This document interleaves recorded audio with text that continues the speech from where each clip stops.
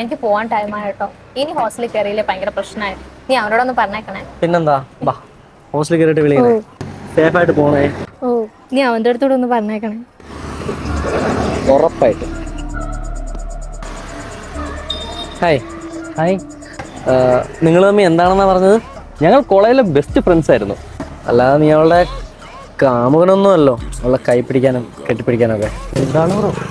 ഇനി പഴയ പരിചയത്തിന്റെ പുറത്ത് ഇൻസ്റ്റ മെസ്സേജ് അയക്കാനോ വാട്സപ്പ് മെസ്സേജ് അയക്കുന്നതൊക്കെ മോശമല്ലേ ബ്രോ? മോശമാണല്ലേ? പിന്നെ അപ്പം ബ്രോ ഹാപ്പി അല്ലേ? സേഫ് ആയിട്ട് പോയേ.